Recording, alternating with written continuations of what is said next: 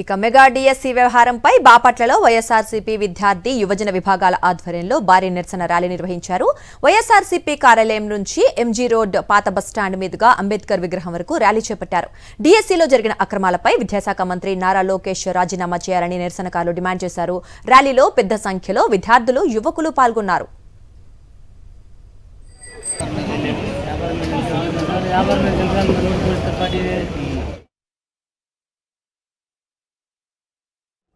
భారతదేశ రాజకీయాల్లో చూసాం.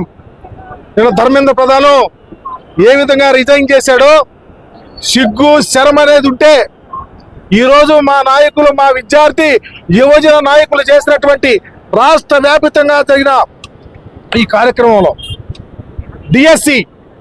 డిఎస్సిలో జరిగిన అవకతవకలు మేము చాలా నిక్కచ్చిగా తెలియపరుస్తున్నాం. డిఎస్సి ప్రొసీజర్ ప్రకారం జరగలా. మన ఆంధ్ర రాష్ట్రంలో అదే స్కామ్ డిఎస్సి రూపంలో జరిగింది. దానికి ఖచ్చితంగా విద్యాశాఖ మంత్రి నైతిక బాధ్యత వహించి ఈ రోజు ఆయన రాజీనామా చేయాలని వైఎస్ఆర్ కాంగ్రెస్ పార్టీ తరఫున యువజన విభాగం, విద్యార్థి విభాగం తరఫున మేము అందరం డిమాండ్ చేస్తున్నాము. మన అందరికీ తెలుసు, కూటమి ప్రభుత్వం అధికారంలోకి వచ్చినాక మొట్టమొదటి సంతకం డిఎస్సికి సంతకం చేసింది కూటమి ప్రభుత్వం. సంవత్సర కాలం దాకా డిఎస్సి గురించి ఒక ఊసు లేదు.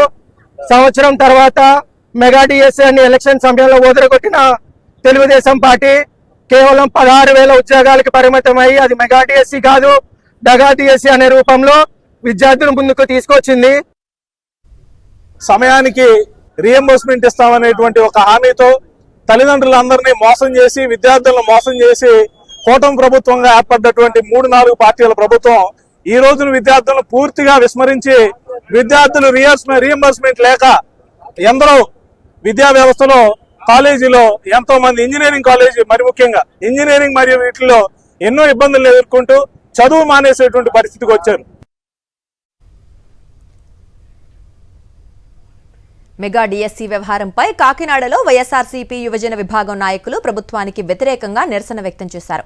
కూటమి ప్రభుత్వం నిర్వహించింది మెగా డిఎస్సి కాదని దగా డిఎస్సి అని విమర్శించారు. డిఎస్సి నియామకాల్లో జరిగిన అక్రమాలపై సీబీఐతో విచారణ జరిపించాలని, మంత్రి నారా లోకేష్ రాజీనామా చేయాలని వారు డిమాండ్ చేశారు.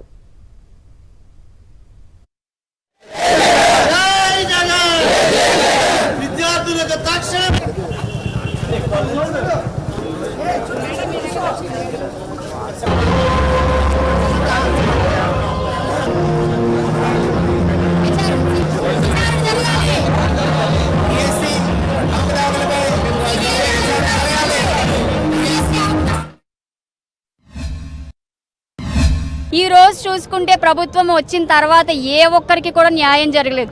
విద్యార్థులు కానీ, యువత కానీ చాలా అన్యాయం జరుగుతుంది వాళ్ళకి. వెంటనే ఈ డిఎస్సిపై అవకతవకలపై వెంటనే సిబిఐ విచారణ చేపట్టాలని మేము అందరం కోరుకుంటున్నాము.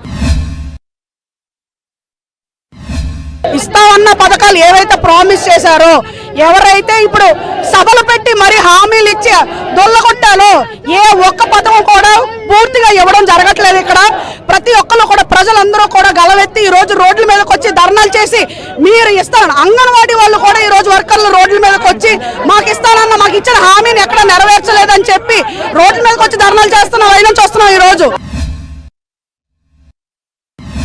నేను డిఎస్సి అభ్యర్థినండి. నాకు 1:1 సర్టిఫికేట్లు వెరిఫికేషన్ చేశారు సార్. తర్వాత పోస్ట్ ఇవ్వలేదండి. తర్వాత రిజర్వేషన్ కూడా అన్యాయంగా ఫిల్ చేశారు సార్. ఓపెన్లో సెలెక్ట్ అయిన అభ్యర్థుల్ని రిజర్వేషన్లో సెలెక్ట్ చేసి మాకు తీరని అన్యాయం చేశారు సార్. మా బాధ వెలుబుచ్చుకోవడానికి ఇక్కడ కాకినాడ వచ్చి వైఎస్ఆర్సీపీ ప్రభుత్వంలో మాకు చాలా సపోర్ట్ చేస్తుంది సార్. అందువల్ల ఇక్కడ పాల్గొనక వచ్చాను సార్. మెగా డిఎస్సి అని చెప్పి ఒక దగా డిఎస్సిని రిలీజ్ చేసి ఈ రోజున దాంట్లో ఎన్ని అవకతవకలకి, ఎన్ని అక్రమాలకు పాల్పడ్డారు. కోట్లాది రూపాయలకి ఉద్యోగాలని అమ్ముకున్నటువంటి పరిస్థితి కనిపిస్తా ఉంది. అదేవిధంగా స్పోర్ట్స్ కోటాలో 2% ఉన్నటువంటి స్పోర్ట్స్ కోటాని 4%కు పెంచి ఏదో వాళ్ళకి అనుకూలంగా ఒక జీవోని తీసుకొచ్చి మళ్ళా డిఎస్సి పూర్తయిన వెంటనే ఆ జీవోని రద్దు చేయడం జరిగింది. వీటన్నింటి మీద కూడా సిబిఐ విచారణ జరిపించాలని చెప్పి విద్యాశాఖ మంత్రి అయినటువంటి నారా లోకేష్ బాబు కూడా ఈ డిఎస్సిలో జరిగినటువంటి అవకతవకలకి బాధ్యత వహిస్తూ ఆయన కూడా వెంటనే రాజీనామా చేయాలని చెప్పి వైఎస్ఆర్ కాంగ్రెస్ పార్టీ యువజన మరియు విద్యార్థి విభాగం తరఫున మేము డిమాండ్ చేస్తా ఉన్నాం. ఈ డిఎస్సి పరీక్షల్లో రిజర్వేషన్లు అని చెప్పి ఎంతో మోసం చేసింది. అలాగే ఎక్కడ లేని క్రీడల్ని రిజర్వేషన్లో కల్పించి పేకాట ఇలాంటి ఏదో చిన్న చిన్న తెలియని కూడా స్పోర్ట్స్ కోటాలో కల్పించి క్వాలిఫై కాని వాళ్ళకి కూడా ఉద్యోగాలు కల్పించి అమ్ముకున్నారు. దీనికి నారా లోకేష్ వెంటనే స్పందిస్తూ రాజీనామా చేయాలని కోరుకుంటున్నాం. మన ఏపీ ప్రభుత్వం నారా లోకేష్ గారు విద్యాశాఖ మంత్రి అయిన తర్వాత విద్యాశాఖలో అవినీతి పెట్రోగిరిపోతుంది. ఉదాహరణకి ఈ రోజు 16,000 ఉద్యోగాలు మెగా డిఎస్సీ అని చెప్పి ఈ రోజు దగా డిఎస్సీ చేశాడు ఈ నారా లోకేష్.